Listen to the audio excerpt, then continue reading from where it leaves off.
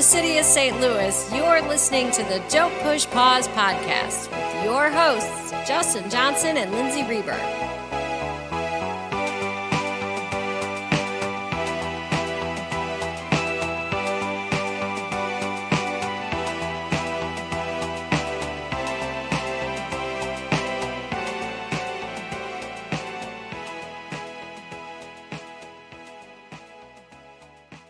Welcome to the podcast.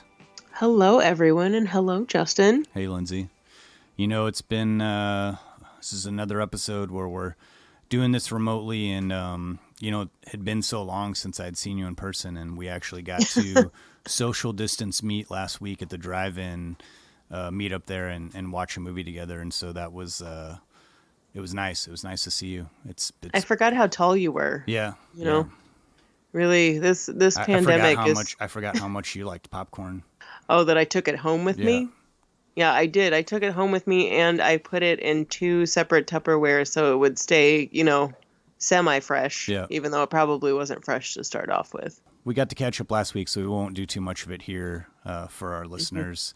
But we do miss everybody. We hope you're hanging in there, and we're hoping that we're continuing to entertain you with our talk of movie discussions, and really excited about the movie we picked for this episode. It's actually the first movie that we've done as a feature that came out after the 90s, and it's the 20-year celebration anniversary of Almost Famous. Yeah, I'm so happy we're talking about this movie. I remember when it came out, and it was so heartwarming in a lot of ways, and 20 years later, it hits in a whole different way. Yeah, this movie hasn't aged a day. Like when I watched it, I mean, obviously when you're seeing a movie that takes place in a specific time period in the past, and when this came out in 2000, it had already taken place like 20 something years ago. But now watching it still kind of feels fresh, and the performances still feel so vibrant. And I watched this movie, like 3 times this week, listening to audio commentaries. There's so much backstory on this movie, so we've got a lot to talk about. There's so much to get into with Almost Famous. It's somewhat overwhelming how much backstory there is with this movie. So we'll be going into that. The writer, director, producer, Cameron Crowe, will be talking about how this idea came to him, and it really was a passion project. So we'll really dive deep into that. A movie about his crazy childhood, unlike anyone else in this world, probably. Yeah, we should probably say right off the bat, this is a somewhat true story, which is pretty fun. And I didn't realize that when this came out in 2000. And, reading up on it, or maybe it was just hearing later on. I don't remember when I realized that some of it was true. And up until the past couple years, I didn't realize how true it was. Yeah, I'm the same. I mean, I was familiar with Cameron Crowe. I certainly was already a fan of his and knew of his work and was a fan of singles. But again, didn't know that he had written for Rolling Stone or any of this stuff that he did when he was younger, that he had this like whole sort of like entire journey prior to becoming a film director, and that this movie was so heavily based on that. I think, I'm sure I probably read some article or something like when they were promoting the movie, but yeah, I've been lately this last week just reading all the stuff. It's just like, pretty much it seems like almost everything that took place in Almost Famous was true, outside of maybe a few like dramatical changes to, for condensing time in a movie. We'll get into, like we said, Cameron Crowe's early history, his makings of a filmmaker, and the truth and fiction behind Almost Famous, what was real, some behind the scenes stuff. And of course, we'll always talk about our favorite thing, and that is the cast. We do love to talk about the cast. We'll also, of course, talk about the music and everything to do with the music of this movie.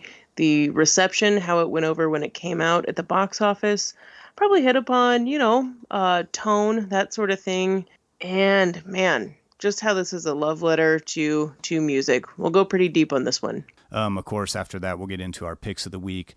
I stayed strong with Cameron Crowe and went with one of my favorite films of his, 1992's Singles, which also was a movie that kind of had a heavy music background to it within the film. Oh, it sure does. And I do love Cameron Crowe, but I didn't go with a Cameron Crowe film. I went with the connection via Kate Hudson to a movie called Desert Blue. Man, that's one I haven't seen since I think it came out in the 90s. I think I saw that on like the Sundance Channel or something way back in the day. Yeah, this was another video store favorite of mine too. Well, then, of course, always we'll round things out with our Murray moments. But before we get into our first clip from this great movie, Lindsay, can you just give us, we're going to talk about so much about this movie. It almost seems weird giving a setup for what the movie's about. But if you can give us just a brief little thing. You don't want the extended edition. You want the theatrical cut of it's this so one. weird because it's like we're talking about the life in the movie. There's just so much that's connected in this episode. It's really true. All right. So Almost Famous is set in 1973 about an aspiring, talented teenage journalist who discovers writing about music is his calling. He squirms his way backstage into the intimate life of an up-and-coming band along with their most adoring fans and lands a chance to be the youngest writer with a Rolling Stone cover story. This may sound like a far-fetched idea, but as we said, there is some truth to this, and it's based on Cameron Crowe's adolescent life. Some names have been changed, but there are some very real people in this story. But Almost Famous tells an inspiring story that's almost completely true. I mean, I'd give it like a 98% true. Just swap out some names, and it's pretty much all true. Yeah. Well, let's get into our first clip, then we'll come back. We'll talk about it. I'm with myself. No, who are you with? What band? Oh, I'm here to interview Black Sabbath. I'm a journalist. I'm not a, You're not a what?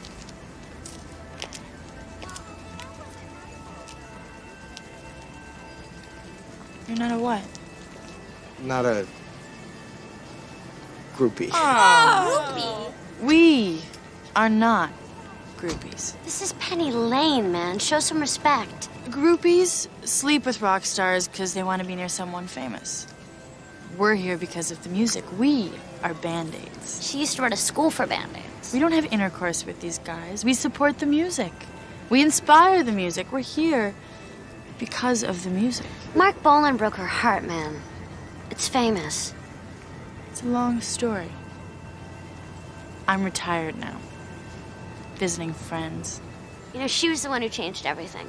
She was the one who said, no more sex. No more exploiting our bodies and our hearts. Right. Just blowjobs, and that's it. It's all happening! It's all happening! It's all happening! It's all happening. Okay. It's all happening. This is our journalist friend.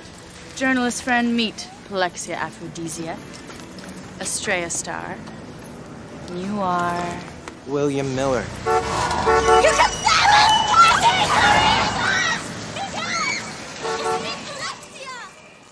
So much like our very first episode, Ed Wood, where our discussion kind of blurred the lines between the history of the real life Ed Wood and the fictitious film directed by Tim Burton, it's sometimes difficult because you're kind of going back and forth between, well, here's what happened in the movie and here's what really happened.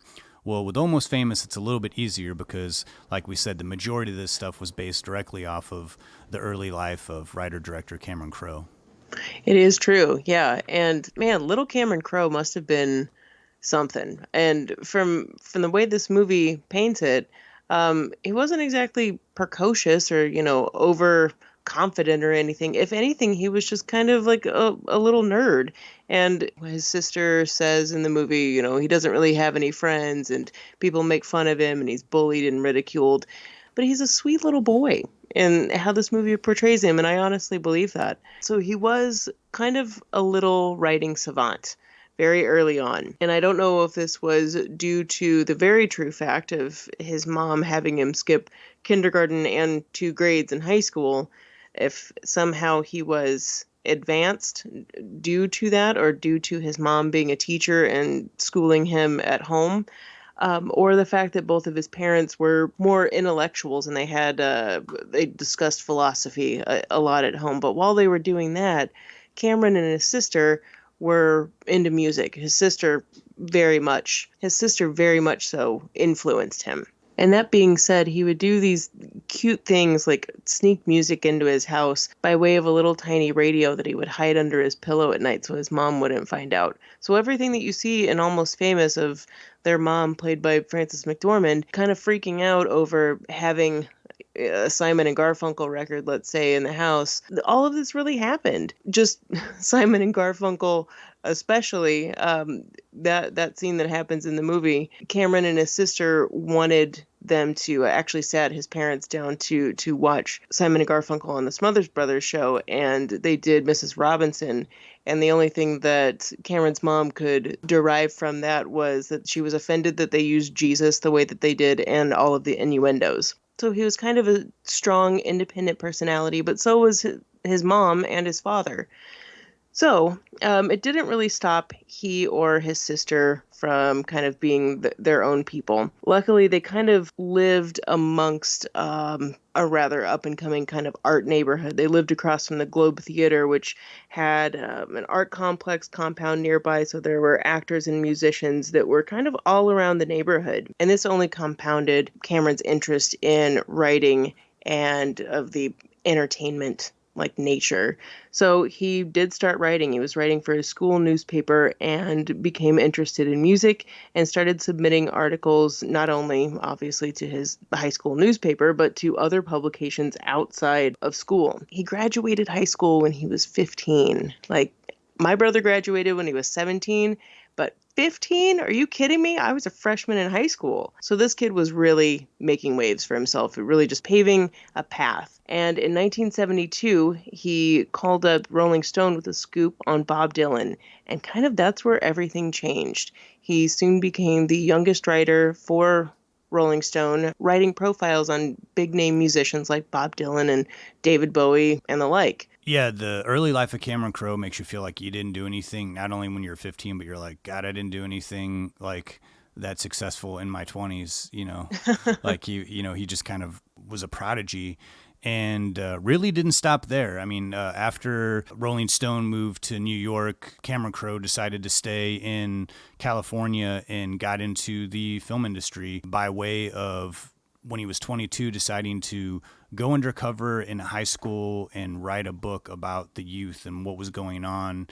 And, he was always very youthful looking, so he was able to fit in and blend really well. And it was kind of, I think, therapeutic for him in a way, because he missed out on his senior year of high school because he graduated at such a young age. So he was kind of living that year, his senior year, that he didn't get many years earlier. That year of undercover work that he spent ended up turning into the book Fast Times at Ridgemont High, which Cameron Crowe then turned into a movie script. That movie script got a lot of attention. It turned into a movie directed by Amy Heckerling, and it turned out to be a pretty big hit for a small budgeted movie. Had a lot of cast that went on to do big things like Sean Penn and Phoebe Cates. After the success of that movie, Cameron Crowe wrote another movie called The Wildlife, which was kind of an extension of Fast Times at Ridgemont High. Some characters that were a couple years older, but still that sort of like wild lifestyle of like drinking, drugs, having sex, and dealing with this next chapter in your life. And the voice of The Wildlife was very strong. It got the attention of producer James L. Brooks, who had already had a huge, career in Hollywood. And he sort of worked with Cameron Crowe and eventually helped him shape himself into working out as a writer-director for the movie Say Anything, which was, a sleeper hit. I mean, it's well known and kind of regarded in pop, was regarded in pop culture then, but even more so now. That really sort of catapulted Cameron Crowe's career as a new writer-director. He went on to do Singles, which was also like a pretty modest hit.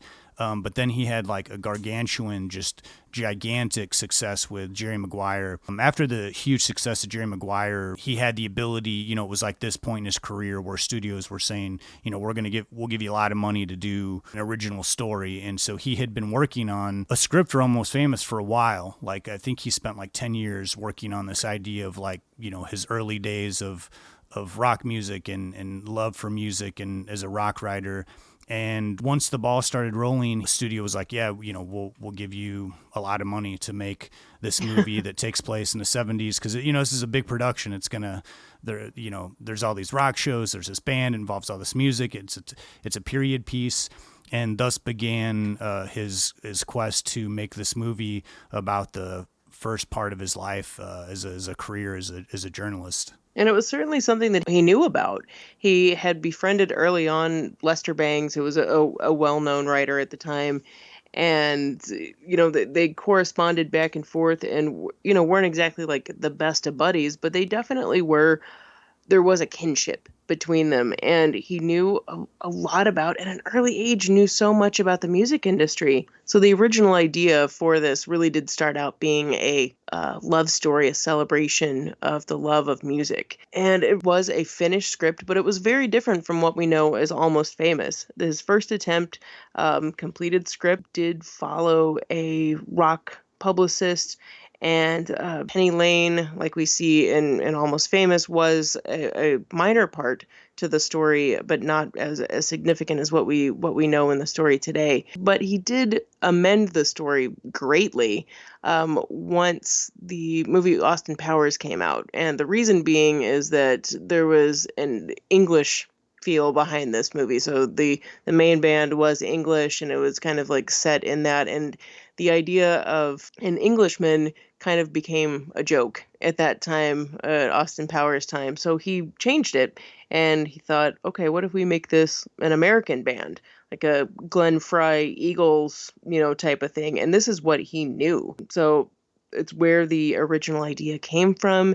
And the more that he wrote, the more that he started incorporating, naturally, I would think, started incorporating more of his family dynamic. And this is where the breakthrough for Almost Famous happened, was his family dynamic, his interaction with his mother, and how this became a coming of age story about himself on the road.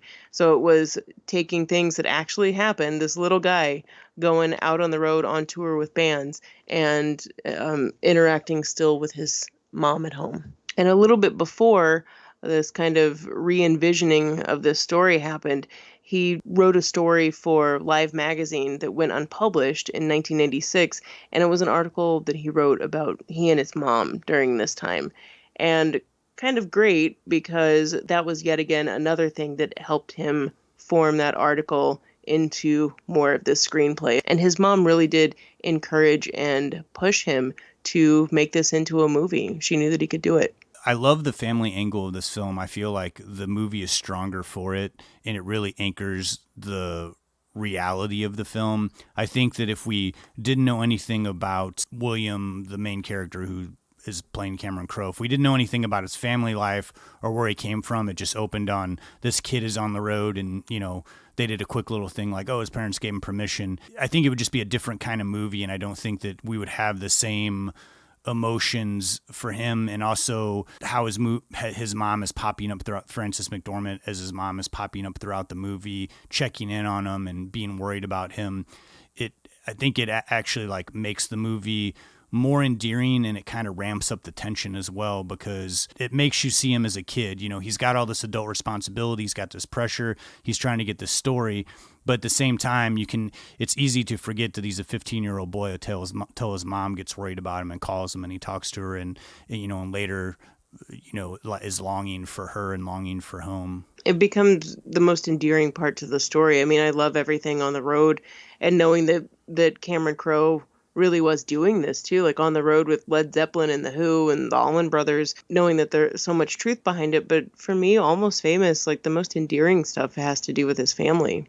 Also, too, I think it gives you a good segue into a kid who, in another movie, you would kind of see a kid get all, enticed by drugs and women and all this stuff. And you wouldn't believe as much as like, oh, this, any kid would just go for it. They'd be like, oh my God, this is awesome. I'm on the road with this rock band I love, and I'm going to do everything in excess. And I love that this movie is not that, and I do love that they keep a lot of the innocence of the character of William true and real. And he certainly does partake in some of the partying and some of the life on the road. But at the same time, we still see him as like, again, like I said, this like sort of innocent child who is taking on just like such a incredible journey. It's like one little event, but it's very, very different that this becomes like a coming of age story. Not only that, this like exciting event that the character is doing, and it's a road movie, and it's a family movie. It's all these things combined, but fit together so perfectly. And I think a lot of that has to do with the fact that, one, that it was real, and two, that Cameron Crowe spent, a decade fashioning it to all function as one whole movie. It's also a movie about a style of journalism, or just journalism, that doesn't really exist anymore. It's a very old school way of getting a story, and how before the internet, before fax machines were becoming a thing, when this movie was, set in 1973. And I love that little 15-year-old William, his biggest conflict is trying to capture the inner circle of this band that he's now becoming a part of without getting involved in the story.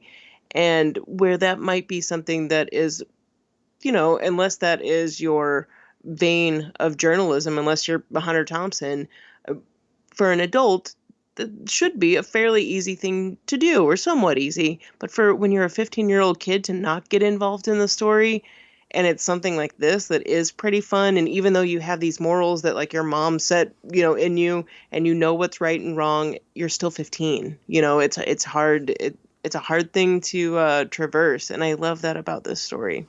Yeah, and I also love too that his approach to this movie, and he's done in other movies before where characters are reflective on something.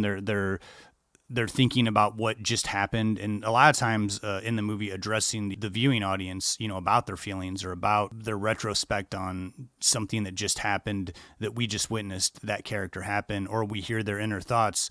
He doesn't do that as much in this movie, and I think for the simple fact that we are already a fly on the wall. Like, the camera glides through the backstage, we follow William through this world. There's really no reason for him to address the camera or for us to hear his thoughts like out loud as a voiceover, because Cameron Crowe knows that world so well. He doesn't have to have anybody describe it. He's just showing it. And this is a very visual movie in the sense that we get to see and experience the excitement that he sees, the coming into a hotel that's crazy and all these fans running around and all these things that you normally wouldn't get to see. You go to a concert, you watch it and you leave, and, your ride home is much different than, William's time after the show ends with Stillwater.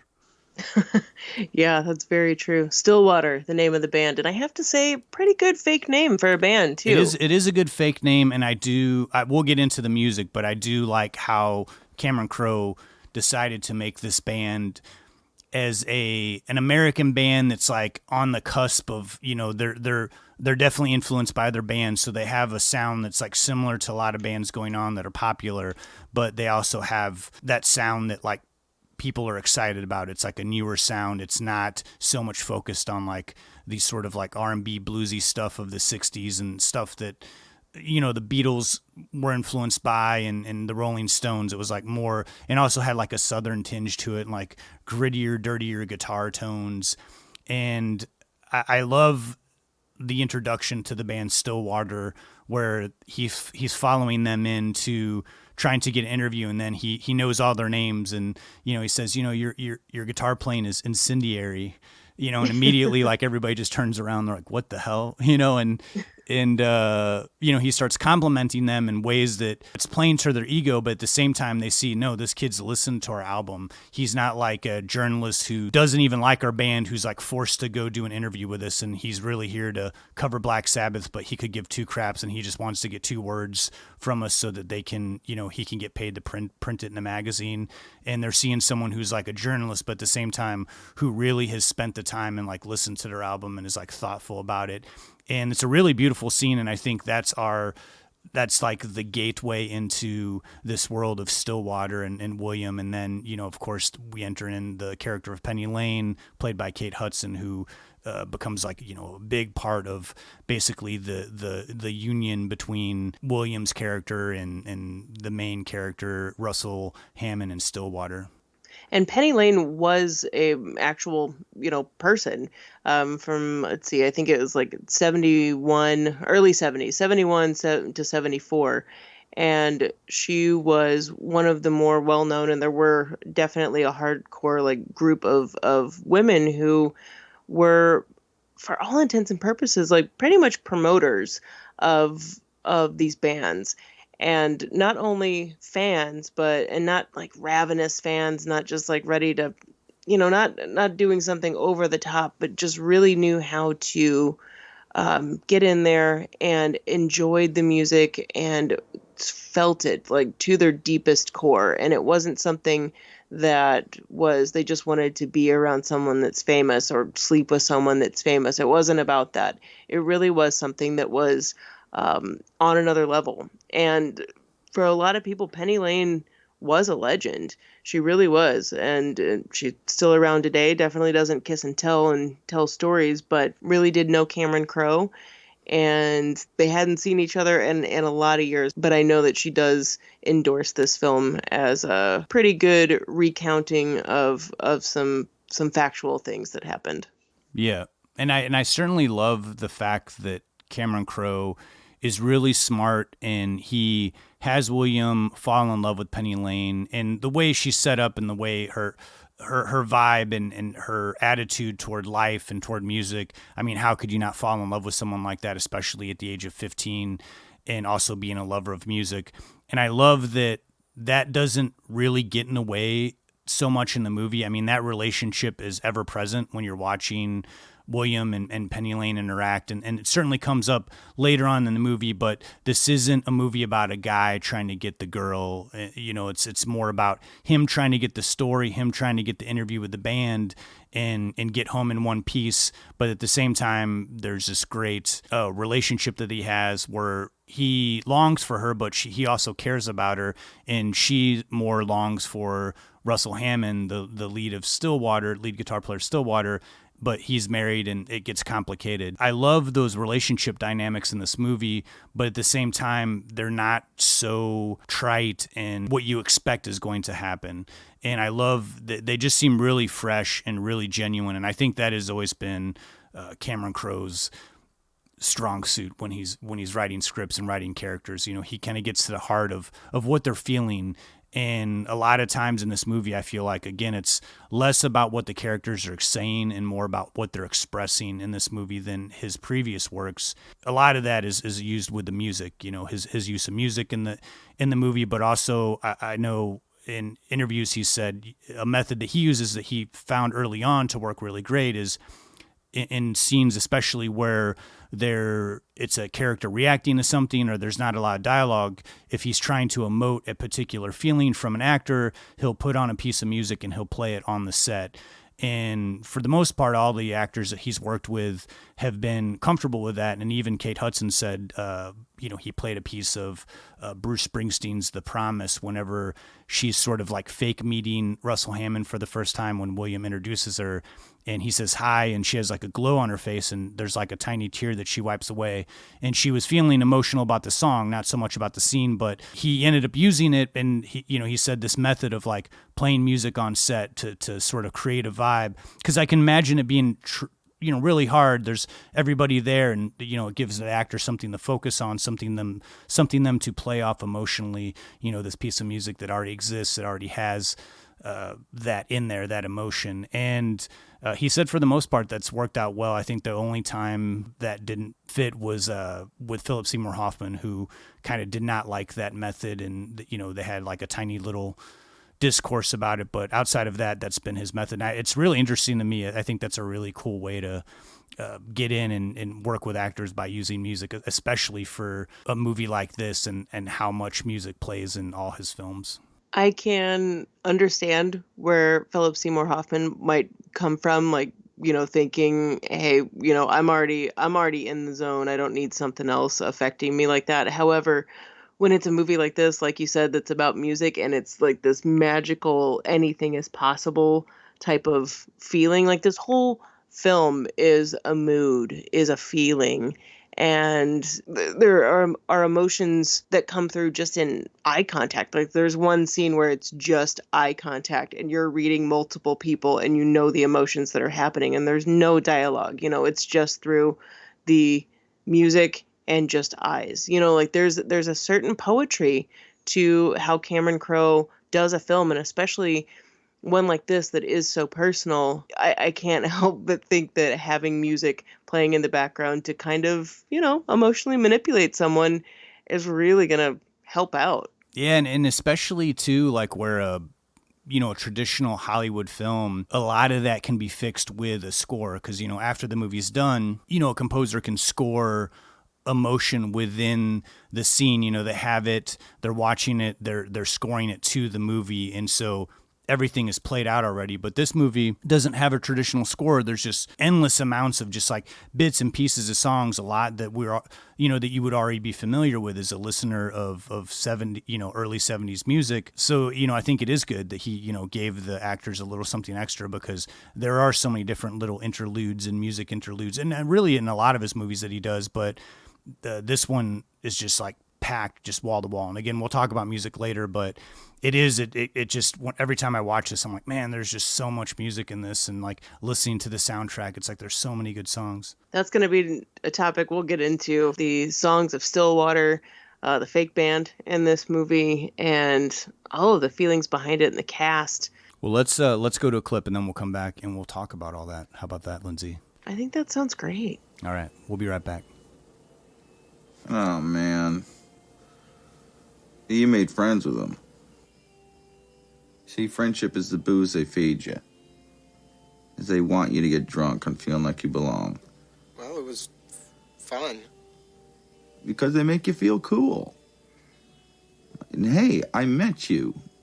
You are not cool. I know. Even when I thought I was, I knew I wasn't. Right, because we are uncool. While women will always be a problem for guys like us, most of the great art in the world is about that very problem. Good-looking people, they got no spine. Their art never lasts. And they get the girls, but we're smarter. Yeah, I can really see that now. Yeah, because great art is about guilt and longing and love disguises sex, and sex disguises love. Hey, let's face it. You got a big head start. I'm glad you were home. I'm always home. I'm uncool. Me too. You're doing great. The only true currency in this bankrupt world is what you share with someone else when you're uncool. That's my advice to you. And I know you think these guys are your friends. If you want to be a true friend to them, be honest and unmerciful. So before we get into the cast of this movie, a big thing to talk about is the music, because like we said, this movie is wall to wall with music. And though most of the people in the band Stillwater, I think it was like 50% actors and 50% real musicians, they needed to convincingly have a band that sounded like they were still not totally seasoned, like professionals, like on the road. I mean, a good sounding band, don't get me wrong, like not unprofessional, but not a band that had been, a huge band that had like 5 albums under their belt. But the music still had to be good, and it still had to be a music that you would like and that would like cater to that time period. And so Cameron Crowe, I think, was like very smart, and he was lucky enough that his wife happened to be not only a phenomenal guitar player, but was also in a band, Heart, during that time period, and knew all about that sound and what that, she knew that band exactly what they would sound like, the kind of band that would be opening for Black Sabbath. And I mean, she can't help but be involved in some way in your process, in making this movie. I think they had known each other since 81 and got married like in 86 or something after that. But they had been together forever. Like, she knew him, she knew his stories, and she was in friggin' Heart.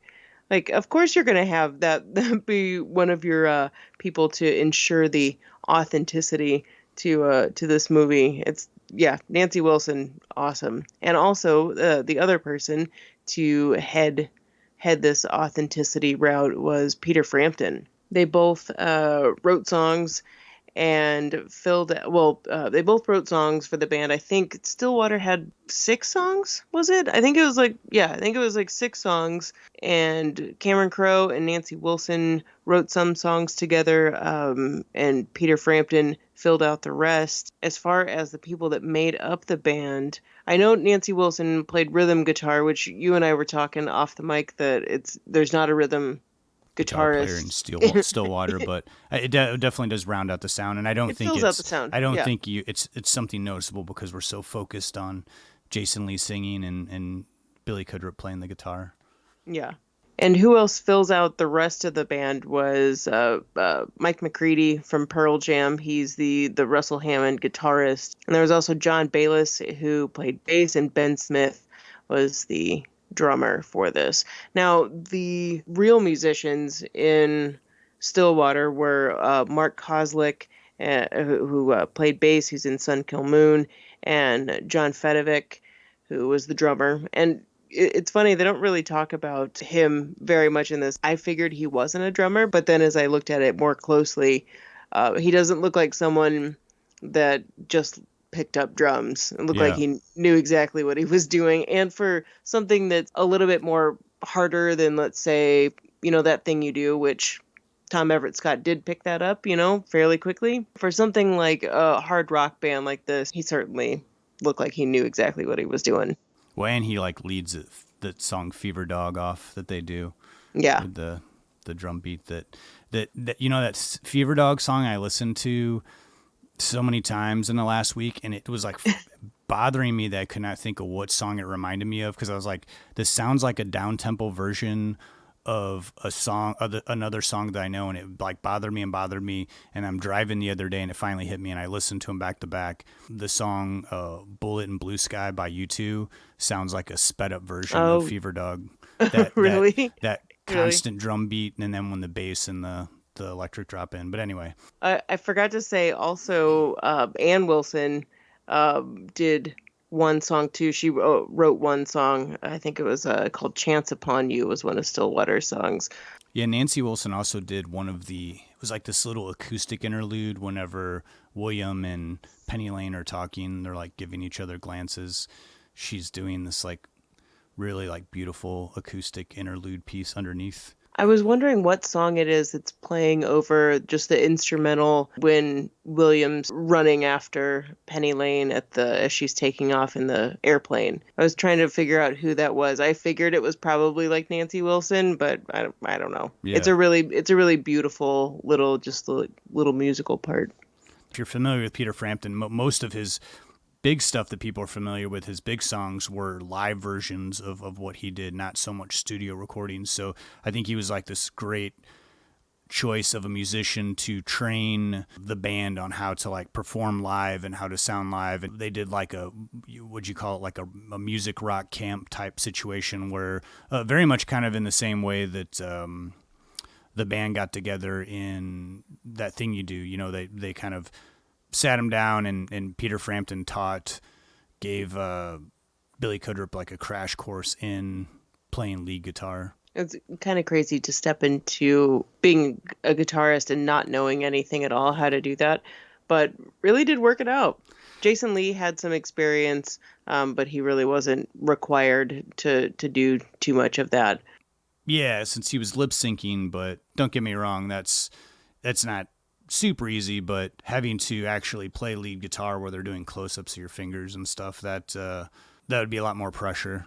Yeah, that's a big deal. And Nancy Wilson helped kind of with the slang and how people spoke then, and along with Peter Frampton, setting the scene, what did the stage setup look like? Yeah. What would you walk like? Would you, a musician wouldn't exactly be walking tall. There'd be a certain slouch type of thing, during that time. All of these things that both of these musicians knew, they lived and breathed that era, and I couldn't think of two better people to do it. Yeah, and it certainly helps out. I think the scenes where they're playing live are very exciting, and you kind of get that excitement of what it must have been like to be in like a club and seeing, I mean, obviously if you've ever been to a show where you're seeing one of your favorite bands play, but that kind of excitement before a band comes out and everybody's like into it, you know, and screaming. But this movie, I thought, does a great job of, and both of us have been playing in bands, like seeing what the crowd looks like from the stage. I thought that the movie did an incredible job of showing that, like, kind of where you're seeing people and you're so focused on, you're trying to play, but you're also vibing off of the energy of a crowd and trying to see people at the same time and trying to focus on a song. And it's like this sort of strange mix of things where all these things are going on at once. And you're also, it's like weird that you're in front of people and that you're performing. And like, I think this movie does a great job of kind of capturing all that like madness of sort of like 40 minutes that you're sharing with a group of people. And it's kind of a wild rush. If you've ever not played live in front of people, it's a wild rush, and it's a great feeling. And I, at least from my personal experience, I thought this movie did a great job of capturing the feel and attitude of like performing on stage. Very much so. I couldn't agree more. And you, as a front person, I'm just sitting in the back. You have always kind of taken it, much more. Not that I don't take it seriously, but just you're much more focused. You're very, Jason Lee about this Stillwater. You're very, very focused on, putting on a really good show. Not that I'm not. It's just I can kind of slack off and sit down. Jason Lee's exaggerated version is, I find that guy who's not getting off and I get him off, which is like a ridiculous line, but it makes for a great scene.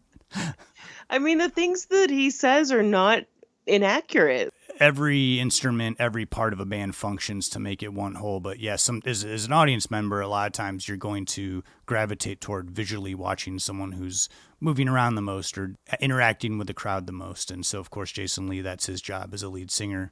He's trying to rile the crowd up and be as sexy as he can and be as energetic as he can. Jason Lee, with that sexy hairpiece he's got on.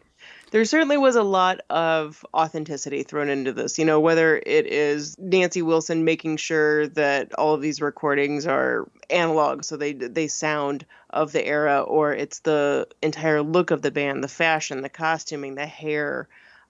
Everything about this is just so authentic, and the actors really had to put a lot of effort into creating that image and being willing to let go of how you would normally be, because the 70s, one, obviously are a different era, and two, you're being a specific type of thing and like a rock band of the time without seeming like a parody.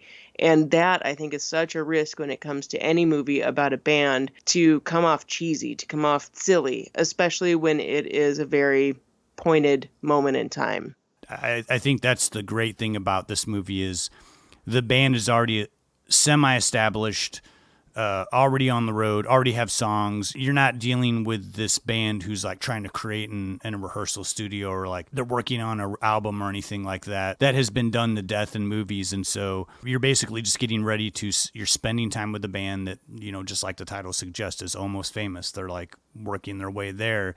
But when you're not all the way there yet, you do have these obstacles, and you do have that sort of sense of ego and fame that's like staring you straight in the eye. And like Jimmy Fallon, who plays the new manager, who comes in to, tell the guys, you can keep doing these shows where you're losing out on money and you don't know about insurance and you're traveling by bus that breaks down. I can take you to the next level where these bands are flying to cities and they're playing bigger stadiums and they're getting bigger deals. And so it's interesting because, you see a band there's still excitement. They still haven't quite made it. So there's like that level there of like, you're rooting for them at the same time. And they're also haven't been doing it so long that they're jaded. The authenticity, I think, of all of these characters is especially important. We focus on probably more Penny Lane and William the most, and then Stillwater the band, but it's such an ensemble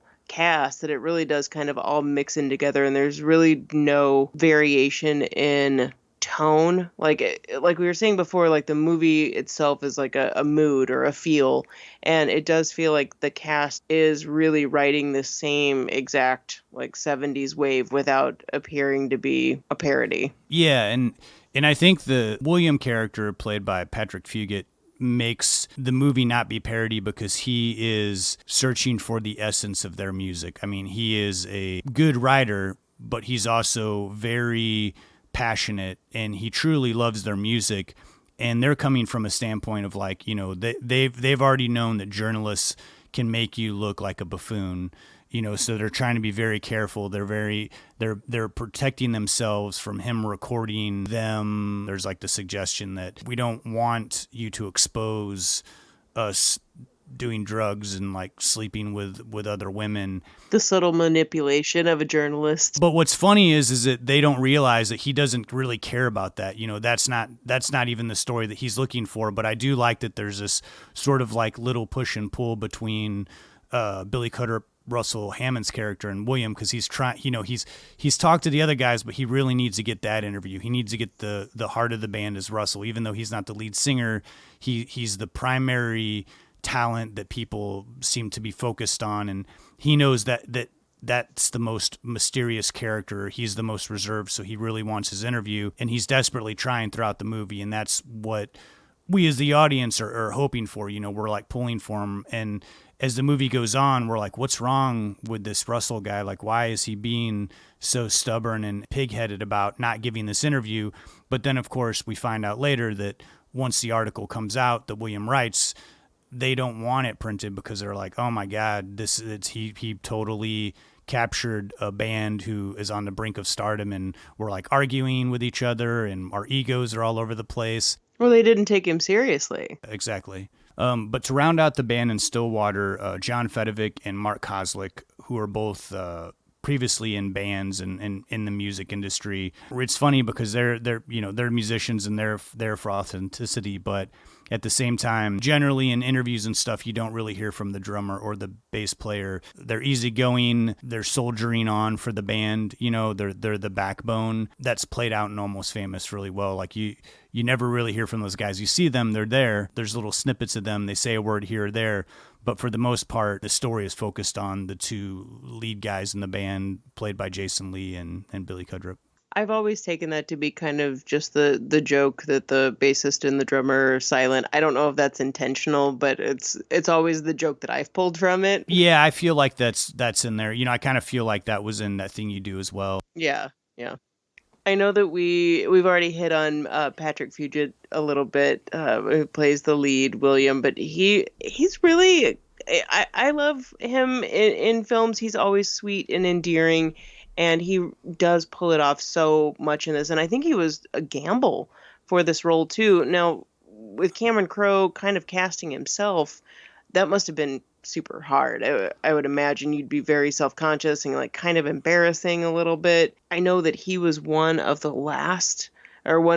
latter ones to be cast, and yeah, he couldn't have been better, and this completely blew up his career too. Yeah, and I think gamble is like, you couldn't pick a more perfect word to describe going with him as someone who had never been in a movie. I mean, he came from acting in plays in elementary school and high school and was really 15, and then becoming the main character in a huge multi-million-dollar picture with an established writer-director who you're playing his life. And I think he even said at one point when he was acting with Philip Seymour Hoffman kind of said, like, you can't mess this up, man. Like, you're this never happens. Like, all the, you didn't have to pay your dues and like be the extra and then have these little speaking parts for years and years. Like, you were plucked out of obscurity and now you're like the centerpiece for this huge movie with all these like experienced actors. I mean, I can't imagine the pressure. I can't imagine the pressure on you to not only be acting across from these people that you probably grew up watching, like Philip Seymour Hoffman, but at the same time, and a director like Cameron Crowe, but then you're trying to do his personal story justice. I mean, it's kind of crazy. And man, I really think he nailed it. And I think it's great that they got somebody who was unknown, that you hadn't seen their face before.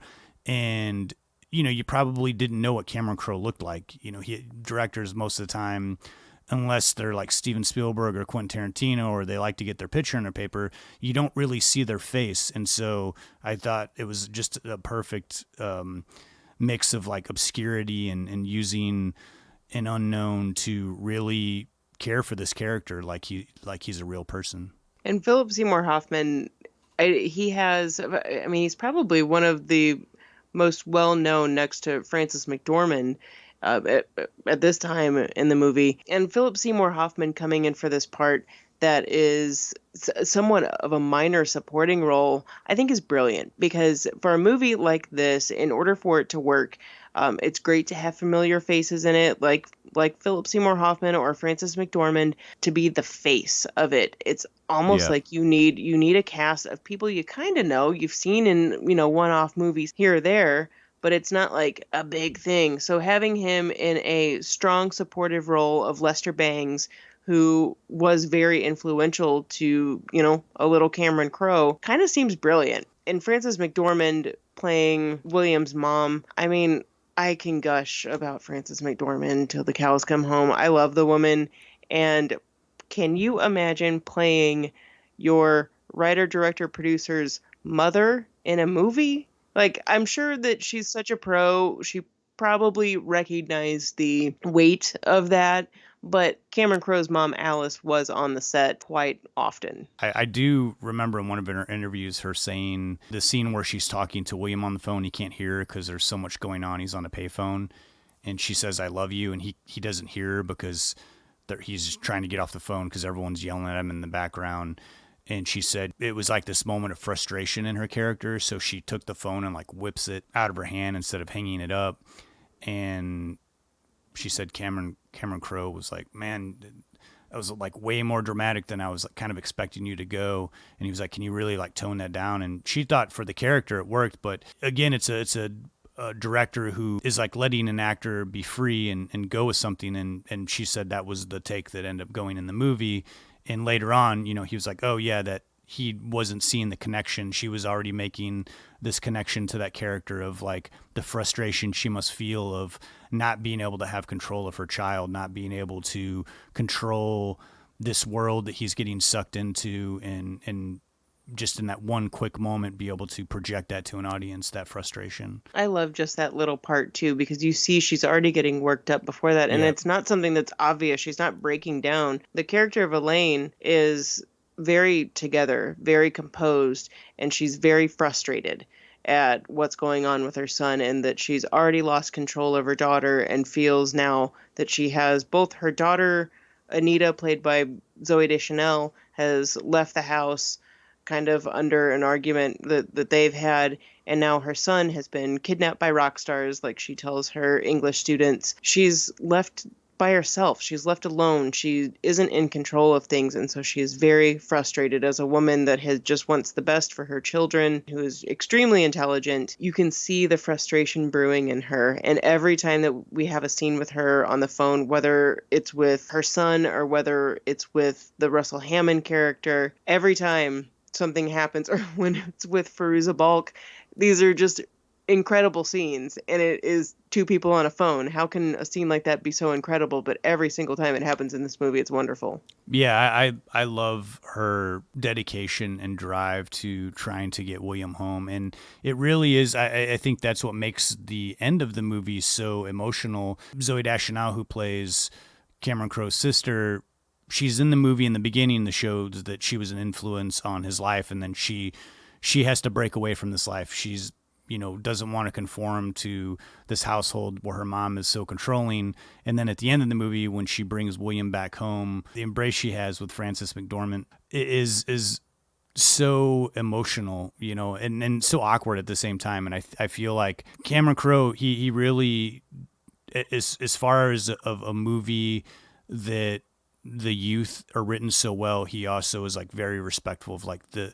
the adult relationships in the movie and the family relationships in the movie. To me, they bookend this movie so well. And I don't know, I can't see, it'd be hard to see like someone else cast as his mom. Yeah, there were some other contenders. Yeah, Meryl Streep was up for that, and Brad Pitt, if you can believe it, was up for the Billy Crudup role, as well as Sarah Polley, both of which were in it for about 4 months. Yeah. And really in it, kind of dedicated. And for one reason or another, Brad Pitt dropped out, but you could tell, at least from the way Cameron Crowe talks about it, well, one, it was completely devastating to him that he dropped out because he was really in it, and came back in like a few weeks or a couple months later, and Brad Pitt came back in and said, "I just want to let you guys know I'm still thinking about you," and then like peaced out, even though he didn't want to be in the movie. Like, what is that about?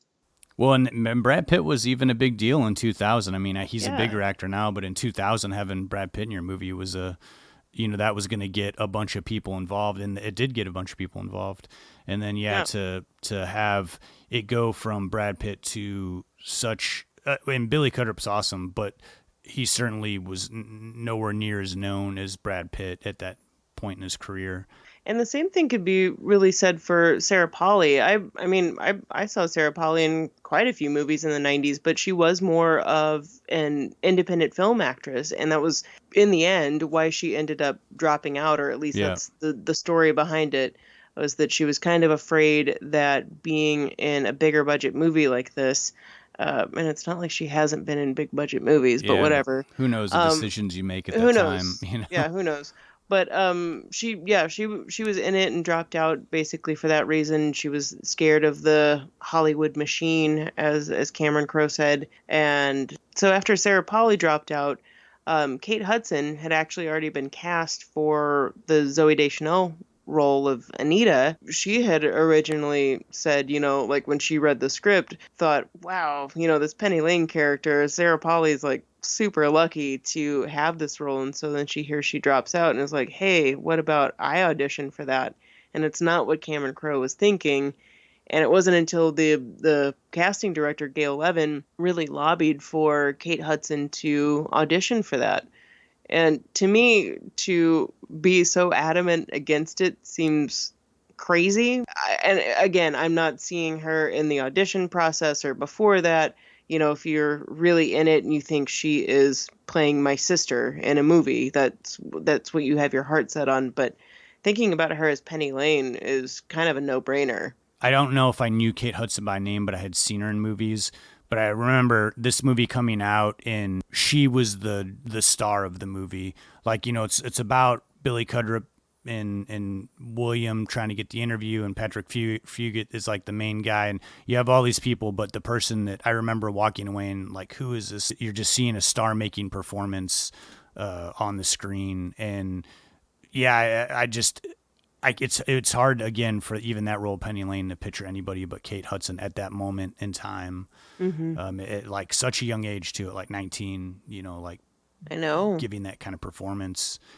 And a layered performance as well. And Penny Lane was the main Band-Aid, as they were called, the super fan, the promoters of these bands.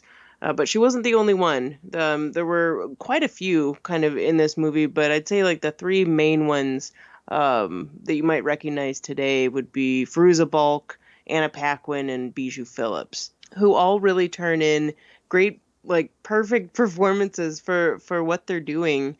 And Fairuza Balk, I'd say, stands out amongst all of them. She has a weird quirkiness about her where she can throw in realness with some type of like sly wit and humor when it's appropriate. And like I said, the scene with she and Frances McDormand on the phone kills me every time.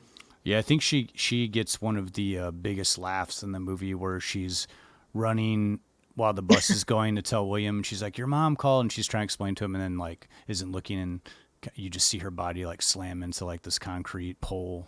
It's like one of the only moments of physical humor in the movie. Yeah, but it works. It's so perfectly placed. I think the time and dedication that they took to finding the right people and the right vibe and having all these people get along like a family really made the movie authentic.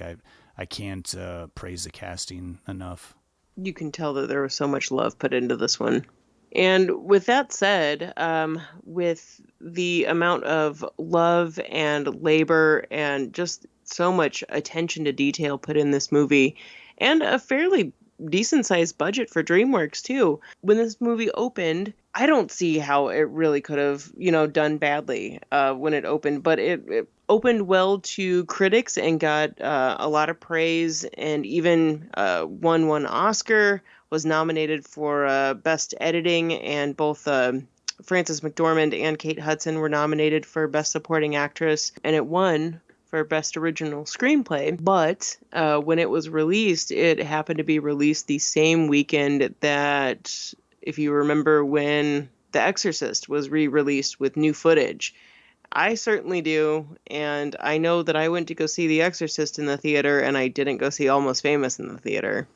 I went to see both of them, but I certainly remember the hype around The Exorcist. And I think Cameron Crowe joked that my movie about the 70s got beat at the box office by a movie that came out in the 70s. It was the same year. It was 73. Yeah, which is just crazy. And it's crazy to me that this movie just wasn't a slam dunk at the box office. And I feel like this movie is so well regarded now, and not in even like a small cult way. I feel like this movie has become, in the same way that Shawshank Redemption is considered one of the great American classics that nobody saw in 1994. This movie, I feel like, is in that lineage of films that were great when they came out. And I mean, I remember walking out of this movie going like, God, what a great movie, and thinking that the performances were amazing. But love how this movie has gained an audience, and how that there's people now saying, I've had my kid watch Almost Famous, and my kid loves it, and it's still a movie that translates to youth and translates to that time in your life of being free and not having quite the adult responsibilities, but that sort of like change and being interested in something like music, having that become a particular type of music, having that represent how you feel about life, and that being your own personal thing. Like, this is the kind of music that I listen to that's different from, separating yourself from certain people and then bonding with other people over that same interest. I do really love that you can replace music with whatever you want to. In this movie, you have an intense love for something and you feel it at your core. I think we can all relate to that. Everything about this movie, I think, is very relatable. Any coming of age story generally tends to be like that.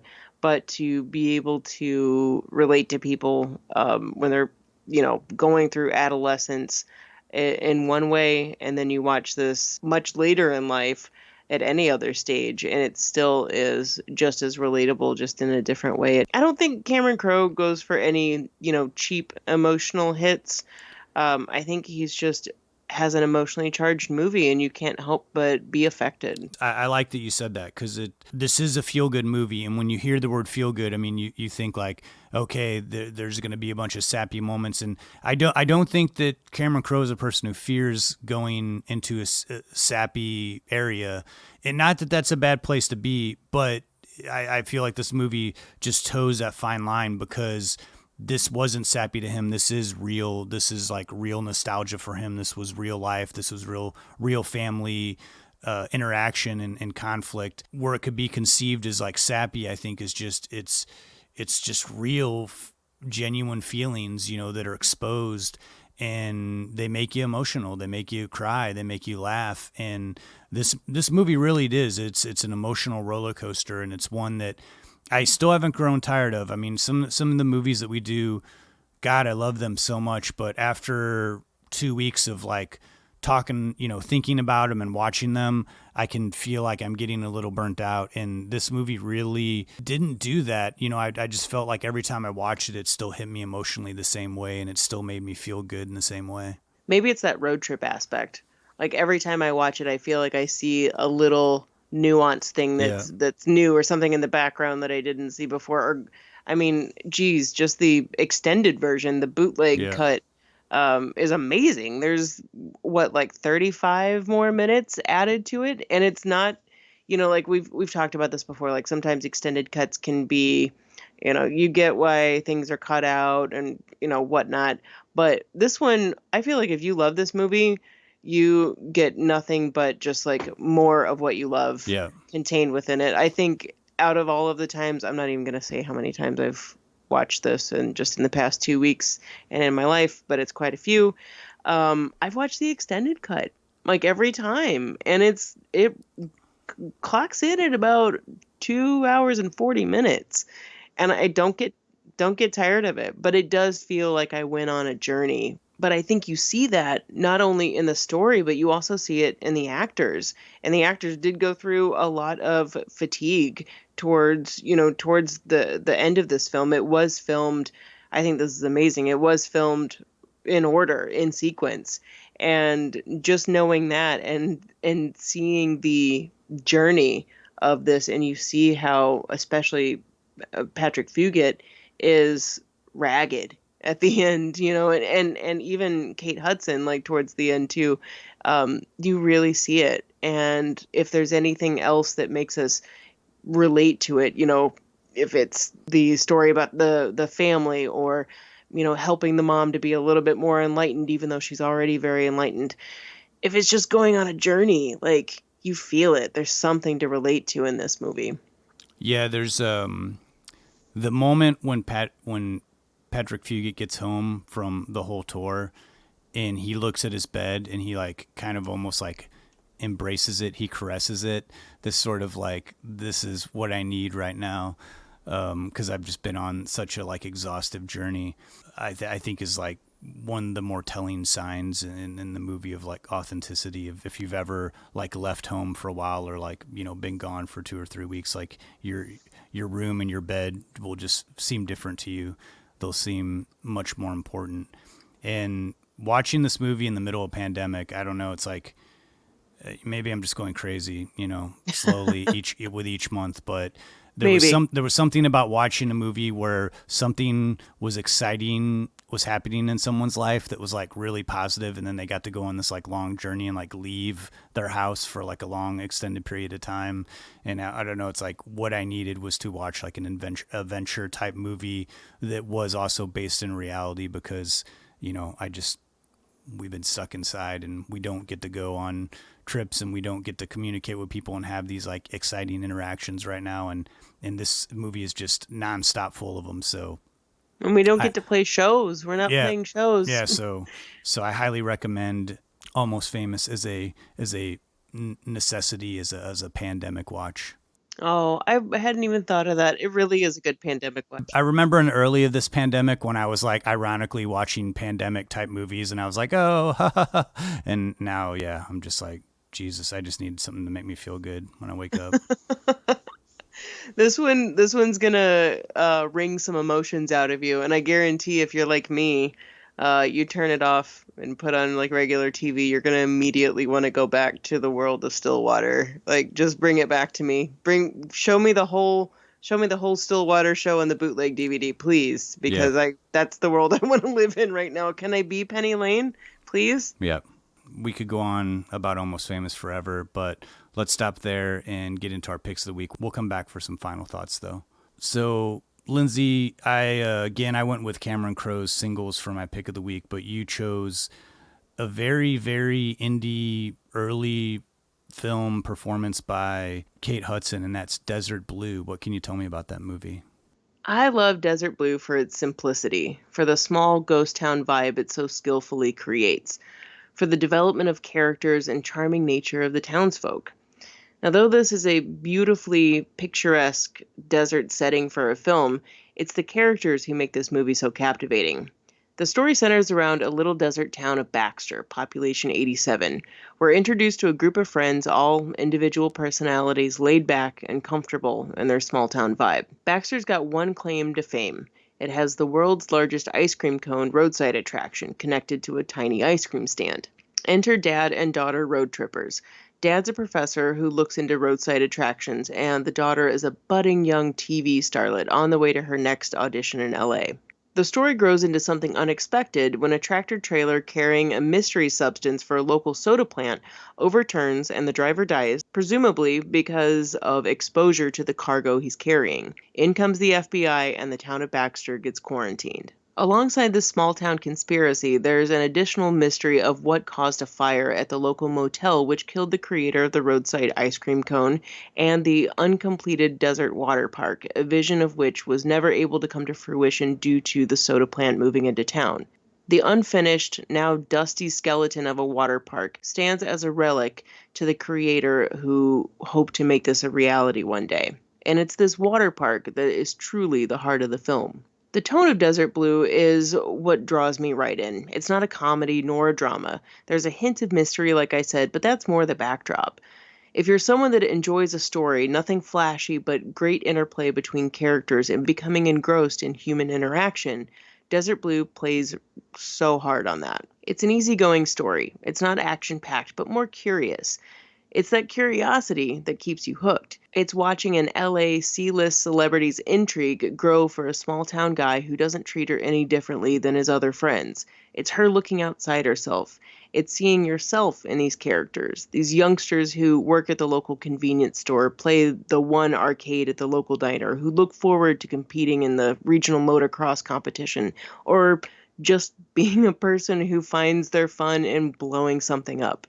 It's a small town. You have to pave your own way and find what makes you happy. Desert Blue was written and directed by Morgan J. Freeman, who busted out on the scene with Hurricane Streets in 1997. Before that, Freeman had become friends with another writer-director, Todd Solondz, whom we talked about at great length in episode 55 for Welcome to the Dollhouse. It was here where Freeman met actor Brendan Sexton III, which led to the actor being in Hurricane Streets and him in the starring role in Desert Blue. That said, this entire movie is a regular who's who of Hollywood today. Sexton plays Blue, the son of the Baxter creative visionary behind the ice cream cone and defunct water park, and Kate Hudson plays the TV star named Sky, who becomes enchanted by this boy named Blue. Get it? Blue, Sky. See there? Sexton's genuine innocence and Hudson's captivating nature really put a headlock on your heart, or at least mine. And Christina Ricci, who at this point in her career was an indie movie darling, is the angsty town pyro who ends the movie in such a spectacular fashion. Casey Affleck plays the perfect boyfriend counterpart to Ricci, while Ethan Suplee and Isidra Vega round out the main friend group and add such a charming nature to the entire film. I love them as a couple. It's really cute. My voice soul twin, Sarah Gilbert, you might know from Roseanne fame, is the town conspiracy theorist trying to get to the bottom of the town quarantine. Her counterpart is played by Peter Sarsgaard, the owner of the burned down motel.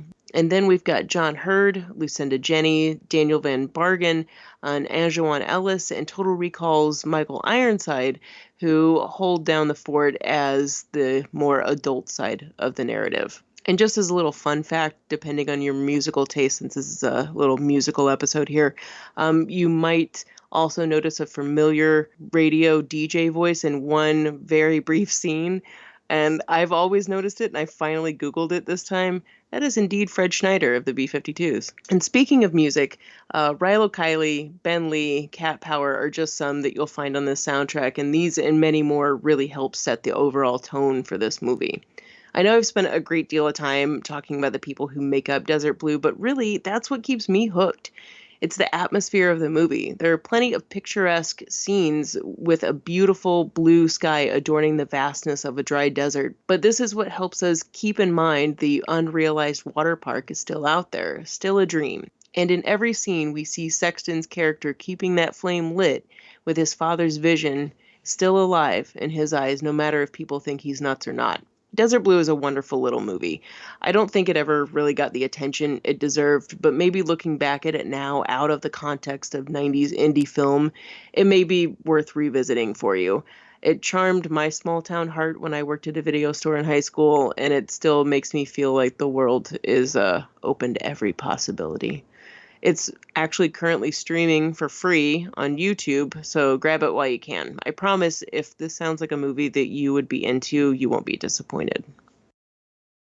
Yeah, I really have to revisit this. I don't remember too much about it. I remember seeing it like I said, when it first came out, but I remember thinking it was like a cool little indie movie with some good performances and some familiar, faces of that era of indie films. Yeah. As a teenager of the 90s, yeah, this movie hits home for me. I really love it. Now, I really want to hear what you think about Singles. I hadn't seen this in forever. I loved going back and watching this one. Same way here. I loved Singles growing up. This was a movie that really resonated to me when I was a teenager, especially because I was really into the grunge music scene of the early 90s. And it's really that when I was going back to revisit this movie, I wondered how that would affect me. And it's funny because I feel like because of that attachment to this movie, a lot of people just wrote Singles off as like, oh, it's like this grunge movie era movie. And it kind of just, I feel like got washed over, of like clumped in with that. But when you watch the movie now, the music is a big part of the movie, but it doesn't feel like it's trying to be something, because it was genuine to that era. Like Cameron Crowe was friends with those bands, being a music critic growing up. I mean, he still followed music and was friends with all of those bands before they blew up. I mean, he was friends with Pearl Jam before they were Pearl Jam. And that's why Pearl Jam makes an appearance in the movie, and why Mike McCready from Pearl Jam continued his relationship with Cameron Crowe in Almost Famous, and Cameron Crowe ended up doing a whole documentary on Pearl Jam. But the movie takes place in the early 90s in Seattle during the grunge boom. Very much like Cameron Crowe movies, it deals with relationships, and it's a bunch of 20-somethings. It mainly centers around Campbell Scott and Kara Sedgwick, who are in a relationship, and there's kind of like a push and pull whether or not they should commit, because they've both, been hurt before, come from a relationship that didn't work out. And then a lot of the characters all live in this little apartment complex that's in one of the neighborhoods, like tucked away close to the city. Another of the characters is played by Bridget Fonda, who is very much in love with her boyfriend, played by Matt Dillon, who's in the band, and that's his focus. He's not so much focused on her. And she's starting to realize, like, what am I doing here? What am I wasting my time trying to impress this guy when he's not putting any of his energy toward me? And then the third story kind of focuses on, and not heavily, she's a smaller character in the movie, is Sheila Kelly, who plays this woman, Debbie Hunt, who is kind of searching for the perfect man. She's like the opposite of the other characters. She can like go on one date and be like, no, I'm on to the next thing. And so she I think adds a lot of the comic relief. This is a very funny movie.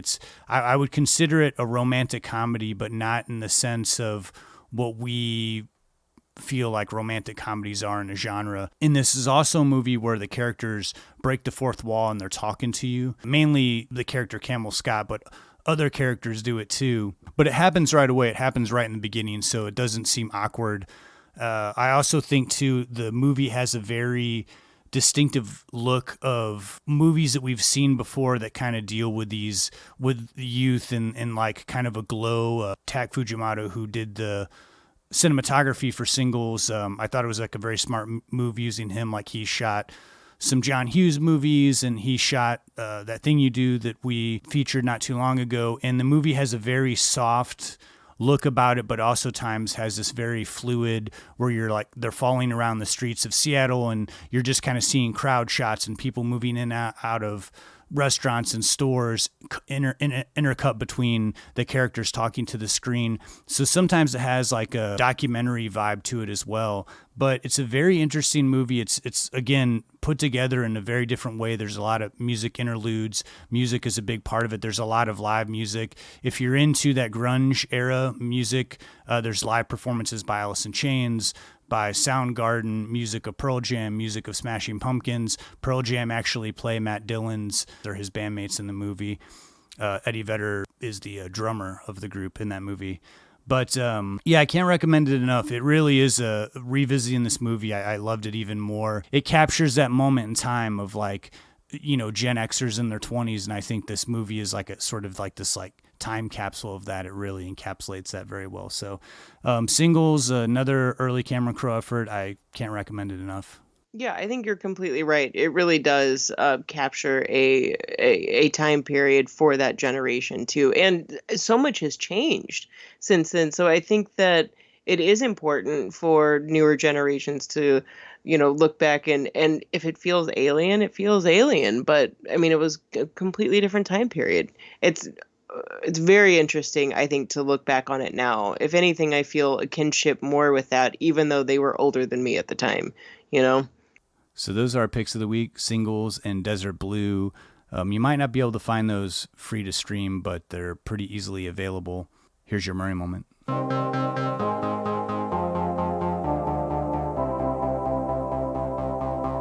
Chicks dig me because I rarely wear underwear, and when I do, it's usually something unusual. I think I need a root canal. I'm sure I need a long, slow root canal. You gonna come and shake my monkey tree again? Oh, what does that old queen know? She didn't even show. Hey, this is so scrumptious. Is this hand-shucked? The flowing robes, the grace, all striking. That was fun.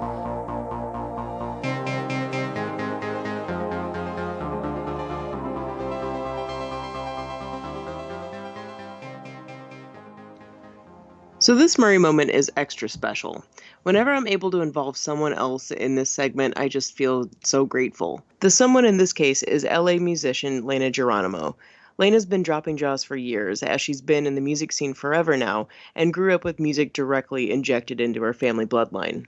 And she was gracious enough to share the first time she met Bill back in 2010 at South by Southwest, playing with her band at the time, The Like. So let's set the scene. Bill had actually known Lena's bandmate Zeeberg after they met in LA at a party way before South by. This was during those few years when Bill was just looking for the party. I remember living in Chicago, it felt like everyone that had a balcony, that they had a sign hanging outside that said Bill Murray Crash Here. Alright, so the band arrives in Austin and Bill starts hitting up Z to see when The Like's playing.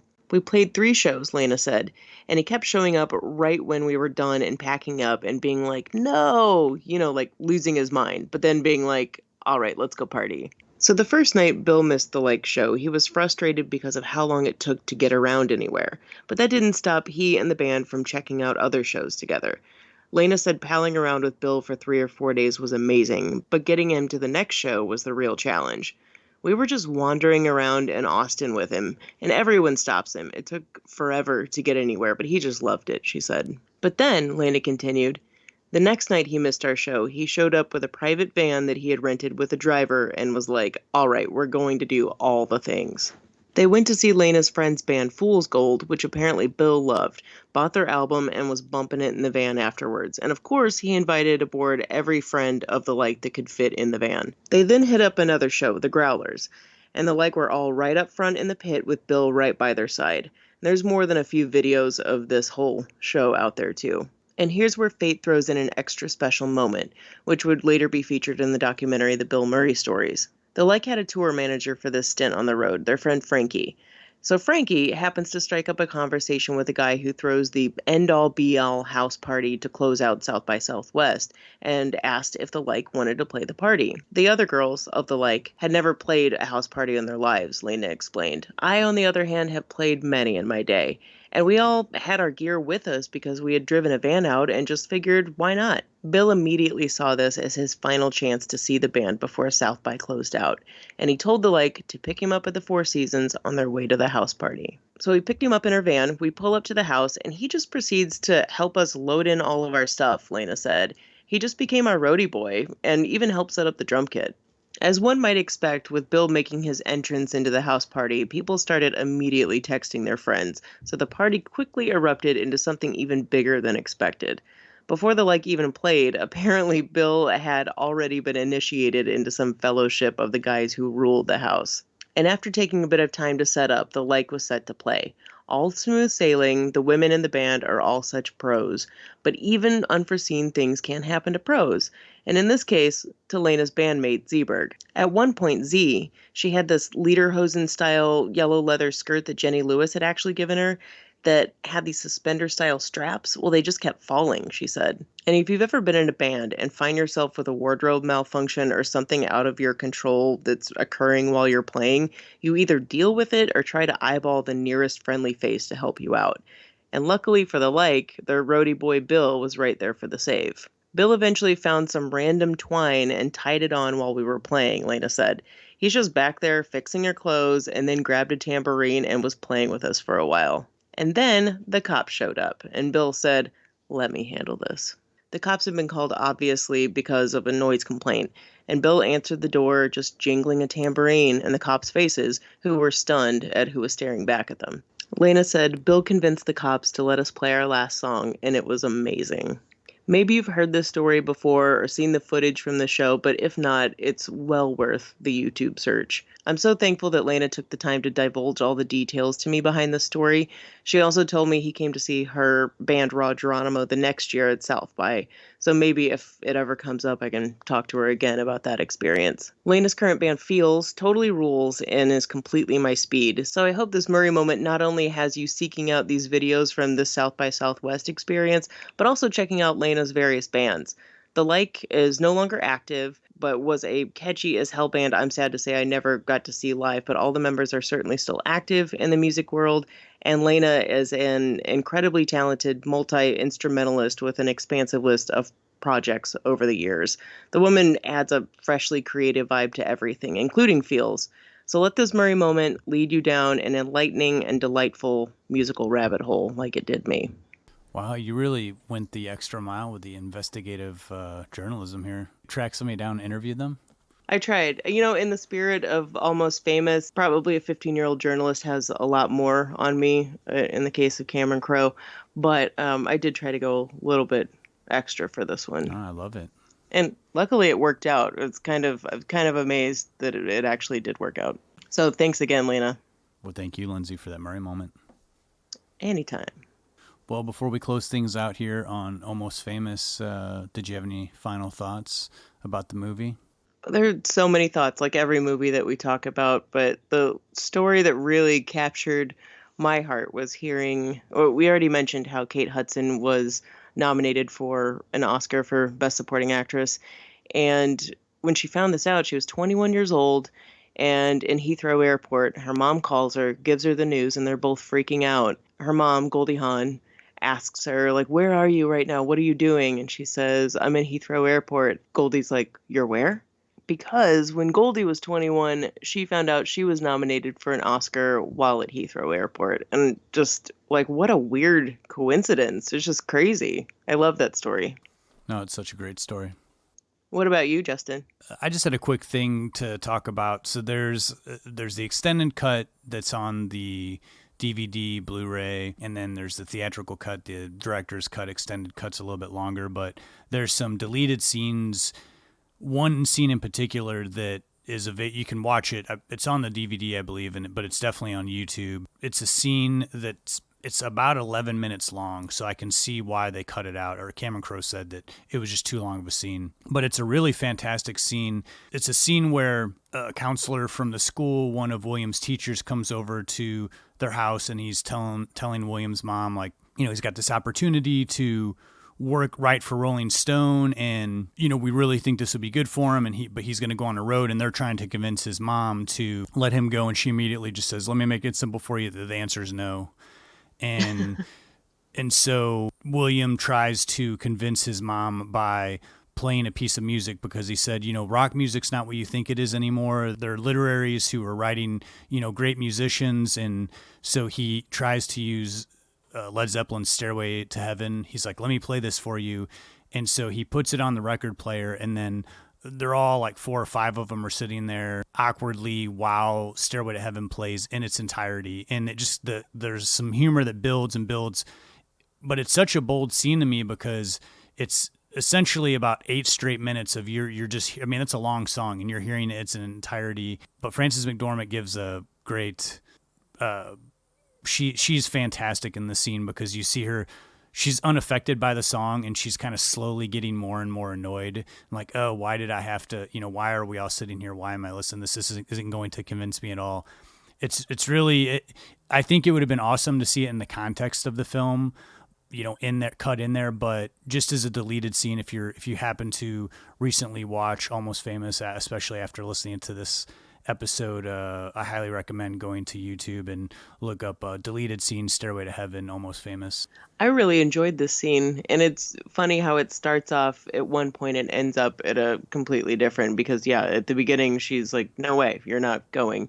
And, you've got William and then the sister, Anita's boyfriend, who's like mimicking, like playing drums, like to it and like really getting into it. And by the end, she's kind of swayed, even though she's very, very reluctant. But it's a great scene. Yeah, it's really good. I mean, it is so long, and I totally see why they cut it out, but it's they didn't cut it out because it wasn't good. On YouTube, do they have Stairway to Heaven over it? Because on the DVD, it's like you press play. Stairway to Heaven. Someone must have put it on there because it actually plays over it. Yeah.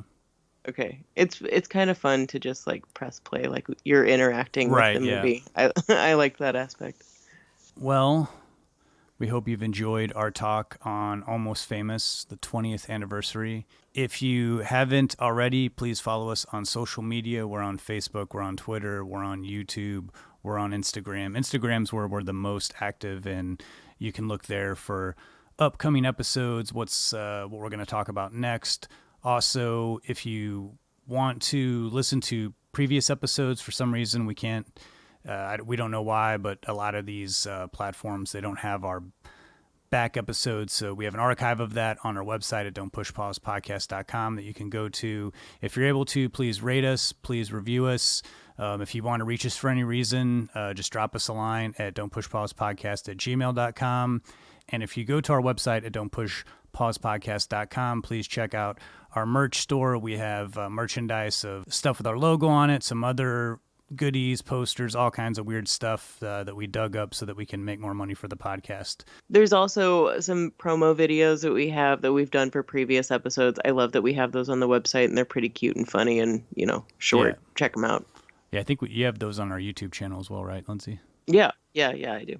And what do we have coming up next? Oh, boy. We're moving into our Boys and Berries. We're moving into our Halloween, our third annual Halloween October event, where we do instead of doing 2 episodes for the month, we do 3 episodes, and they're all horror or scary movies. This is pretty exciting, and it did just dawn on me this is the 3rd time we're doing it. It's pretty cool. Yep. And we're starting off with one that is kind of an odd pick. I mean, I think it's kind of odd, but I'm so happy we're talking about it. And that is The Exorcist 3. So odd that once we made the decision, once I finally convinced you that we should do this for one, then I immediately, as soon as you agreed, I then immediately tried to dissuade you from us doing you this. Did. So. You sure did. But we're doing Exorcist 3, and I'm feeling a lot better about it. I feel like this is going to be a good one, especially what a crazy backstory this movie has. So yeah, if you don't know anything about it, that's okay. It's okay. It's a good thing. Let us tell you. Yeah, let us tell you, and it is a very accessible movie too.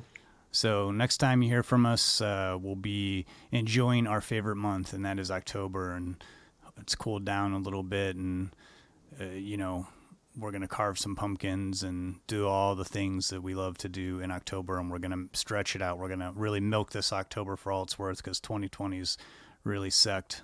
Can you believe we're still in pandemic times? Thank you guys for sticking with us through this. And I know that our episodes, it sounds a little different, but it's completely fine, and we're still doing it, and so happy that we are. Well, for this episode, it only seems appropriate that we close it out with a rock song. So from the Murray Moments, Lena Geronimo, this is her band Feels with Find a Way. Until next time, I'm Justin Johnson. And I'm Lindsay Reber. Thanks so much for listening. Thanks, guys.